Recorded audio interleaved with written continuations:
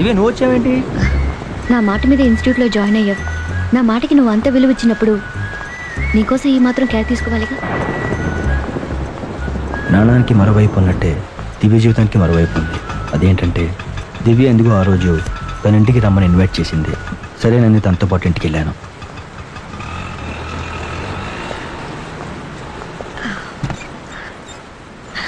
రా శ్రీను, రా లోపల రా, కూర్చో. ఇప్పుడు వస్తాను. నాకు తెలుసు నువ్వు ఇలాంటిది ఏదో చేస్తావని. ఇంత వర్షంలో ఇవన్నీ నిన్ను ఎవరు చేయమన్నారు?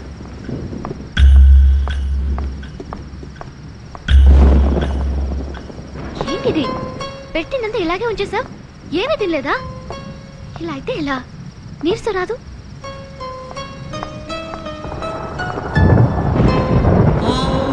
తుడుచుకో, రా కూర్చో. దివ్య, లోపల ఎవరున్నారు? ఎవరితో మాట్లాడుతున్నావు?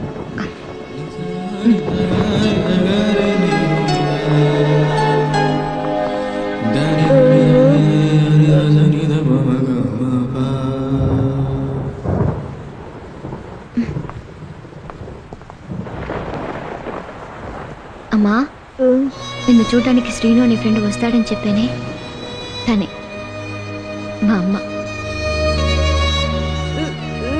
ఏంటమ్మా, నమస్కారం చెప్తావా?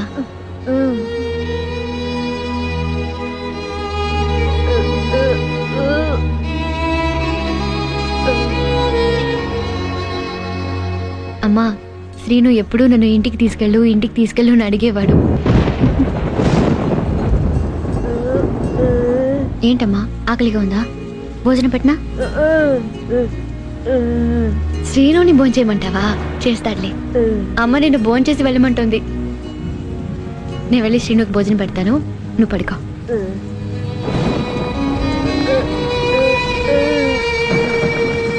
రా శ్రీను.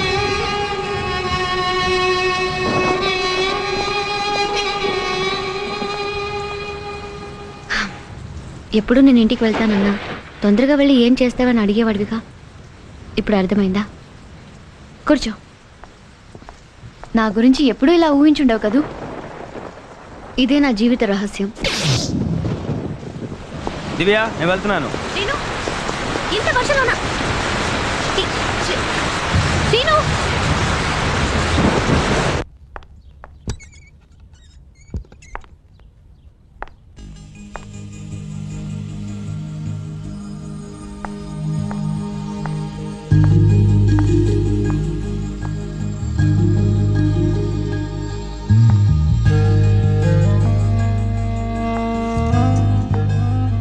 ఏంటమ్మా, శ్రీను వచ్చాడా?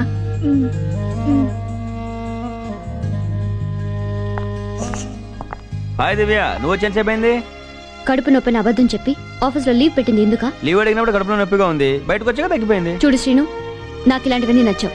నన్ను అడగకుండా ఎందుకు చేస్తున్నావు ఇవన్నీ? అసలు నీకు నువ్వు ఇంకేం మాట్లాడొద్దు. నువ్వు నాకు చేసినవన్నీ అడిగే చేసావా? అందుకే నువ్వు సంతోషంగా ఉండాలని నేను ఇలా చేశాను. ఇంకో విషయం, ఈ రోజు నుంచి నీకు కావాల్సిన నేనే చూసుకుంటాను. నా మాటకి ఇప్పుడు ఎదురు చెప్పొద్దు, అర్థమైందా? నా బాధ అంతా అమ్మ ఆరోగ్యం గురించే శ్రీను. నాన్న చిన్నప్పుడే యాక్సిడెంట్లో చనిపోయారు. అప్పటి నుంచి అమ్మే నన్ను కష్టపడి పెంచింది. ఆ కష్టమే అమ్మని ఈరోజు ఈ పరిస్థితికి తెచ్చింది. నేను చాలా బాధలు పడ్డాను శ్రీను. అమ్మని నన్ను ఆదరించే వాళ్ళు లేక, అభిమానించే వాళ్ళు లేక, ఒంటరిగా ఎన్నో నిద్రలేని రాత్రులు గడిపాను. అమ్మ కోసం చాలా చేయాలని ఉంది, కానీ ఏం చేయలేకపోతున్నాను. అందరు తల్లులు తమ పిల్లల చేతికి గోరింటాకు పెట్టడం చూసినప్పుడు, అమ్మ గుడికి వెళ్ళాలని ఆశపడ్డప్పుడు ఆశ కూడా తీర్చలేదు. ఈఎస్ఐ హాస్పిటల్ ఒకటి ఇవ్వండి. ఈ వర్క్ చేసినప్పుడు మైకల్ ఆంజెలో ఏజ్ 23 years తెలుసా? గ్రేట్. అంత చిన్న ఏజ్ లో ఇంత గొప్ప క్రియేషన్ అంటే really hats off. Hello sister, ఎలా ఉన్నారు? నేను బానే ఉన్నాను. నువ్వెలా ఉన్నావు? గుడ్. మందులు అవి జాగ్రత్తగా వేసుకుంటున్నావా? ఎందుకైనా మంచిది ఓసారి హాస్పిటల్కి వచ్చి చెకప్ చేయించుకో. సరే సిస్టర్. వచ్చేసారమ్మా, దిగండి.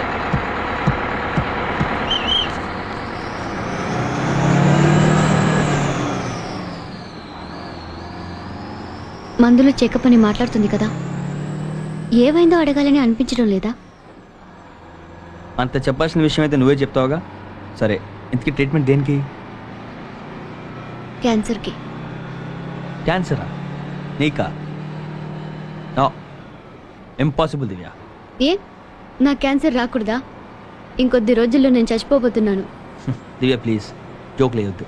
నీ క్యాన్సర్ రాదు. అది కాదు దివ్య, నీ క్యాన్సర్ రాదు. నువ్వు చావు, చావు అంతే. చచ్చుండేదాన్ని. ఈ పాటికి సంవత్సరం అయ్యుండేది. అదేంటి? సూసైడ్ అటెంప్ట్ చేశాను. కానీ నీలాంటి వాళ్ళందరినీ కలుసుకోవాలని నా నుదుటిన రాసి ఉంటే ఎలా చేస్తాను? అందుకే బ్రతికిపోయాను. అసలు చావాల్సినంత బాధ ఏమొచ్చింది? Love failure. ఓ రోగ్తో పరిచయం అయ్యింది. వాడు మోసం చేశాడు. ఏంద్రా బాయ్, స్టార్ హోటల్ అన్నారు, ఒక్కసారి కనబడతలే. బిల్లు కట్టేటప్పుడు కనపడతాయి. ఈడాడు ఈ గోపి గడ్డ ఫేస్ ఎప్పుడు మలబద్ధకున్నట్టు పెడతాడు. కాయచూరను వాడమని చెప్పరా. అమ్మయ్యా వచ్చావా? నువ్వు రావటం కొంచెం లేట్ అయి ఉంటే మేము వచ్చే కాఫీ డబ్బులతో వీడియో కొత్త రెస్టారెంట్ పెట్టుకునేవాడు.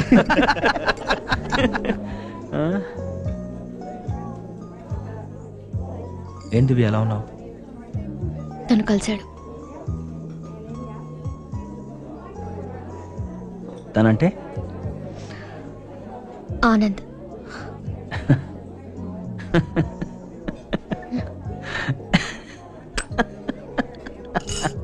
ఎందుకు నవ్వుతున్నావు? ఏం లేదు, మీరిద్దరు కలిసినప్పుడు ఏం జరుగుతుందో ఊహించుకుంటుంటే నవ్వొచ్చింది అంతే. ఏం జరుగుంటుంది? ఏం జరుగుంటుంది చెప్పు, చెప్పరా. ఏముంది, తన నీ దగ్గరికి వచ్చి దివ్య నాకు క్షమించు, నేను తప్పు చేశాను, నేను మర్చిపోలేకపోతున్నాను, స్టిల్ ఐ లవ్ యూ అని ఉంటాడు. పాపం ఎంత నాడదాని మనసు కదా, వెంటనే కరిగిపోయి ఉంటుంది. దాంతో నువ్వు కూడా నేను కూడా భయంకరంగా మిస్ అవుతున్నాను అని ఉంటావు. అంతేగా? అదంతా తెలుసుకుంటే నువ్వు వచ్చింది అంతే.